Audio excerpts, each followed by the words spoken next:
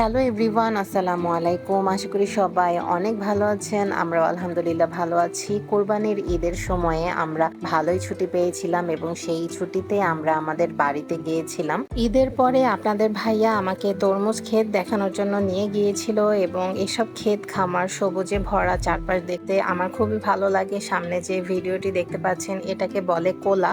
ধান কাটা শেষে মাঠগুলো এমন হলুদ রঙের দেখায় এবং এটাকেই কোলা বলে। আমরা যে তরমুজ ক্ষেত দেখার জন্য যাচ্ছিলাম সেখানে আমরা পৌঁছে গিয়েছিলাম এবং এখানে আসতে ভালোই সময় লেগেছিল। আমার শ্বশুর বাড়ি থেকে অনেকটা ভালোই দূরে। এখানে আমরা অটোতে করে এসেছিলাম। জনপ্রতি এখানে 50 টাকা করে নিয়েছিল। ভিডিওতে যে জায়গাটি দেখা যাচ্ছে এই জায়গাটির নাম হচ্ছে পালট। এটা বড়াইয়া ইউনিয়নে অবস্থিত এবং আসার পথে আমরা বড়াইয়া ডিগ্রি কলেজও দেখেছিলাম। অটো থেকে নামার পর যতদূর জায়গা দেখা যাবে সবগুলোই হচ্ছে হাঁটার পথ। হেঁটে হেঁটেই যেতে হবে একদম ক্ষেত পর্যন্ত। হাঁটতে হাঁটতে একটু সামনে যেতেই দেখলাম যে একদল ছেলেরা একটা তরমুজ নিয়ে যাচ্ছে সামনের ক্ষেত থেকে। আশেপাশের গ্রামীণ পরিবেশ দেখতেও কিন্তু অনেক সুন্দর লাগছিল, এতটা সুন্দর লাগছিল যে বলার বাহিরে। আমরা তরমুজের ক্ষেত দেখতে এসেছিলাম কিন্তু এখানে আমাদের নদীর সাথেও দেখা হয়ে গেল। তরমুজের ক্ষেত হচ্ছে নদীর পাশেই আর এটা হচ্ছে বিষখালী নদী।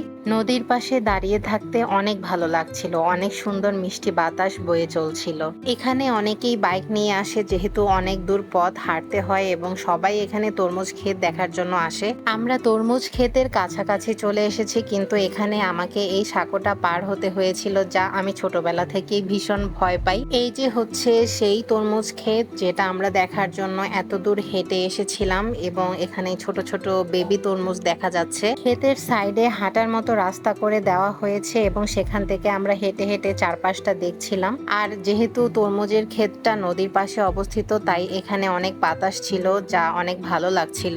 আপনাদের ভাইয়া পাকা তরমুজ খুঁজে বের করার ট্রাই করছিল কারণ এখানে যারা বেড়াতে আসে তারা এখান থেকেই ইনস্ট্যান্ট তরমুজ বাছাই করে কেটে খেয়ে ফেলে। আপনাদের ভাইয়া অনেক কষ্ট করে একটা তরমুজ বাছাই করে নিয়েছিল বাসায় নিয়ে যাওয়ার জন্য। সিহাতো ছোট্ট একটা তরমুজ বাছাই করে নিয়ে আসে এবং এই তরমুজটা আমরা এখানেই খেয়ে ফেলেছিলাম। ওয়াও, ছোট হলেও এই তরমুজটার কালার কিন্তু অনেক মিষ্টি ছিল এবং তরমুজটা খেতেও অনেক মিষ্টি ছিল মাশাআল্লাহ। আমরা অনেক মজা করে এই ছোট্ট তরমুজটা খেয়েছিলাম। এরপর আমরা কিছুক্ষণ ক্ষেতের মধ্যে ঘোরাঘুরি করি, এরপরে আমরা আবার ফিরে যাই।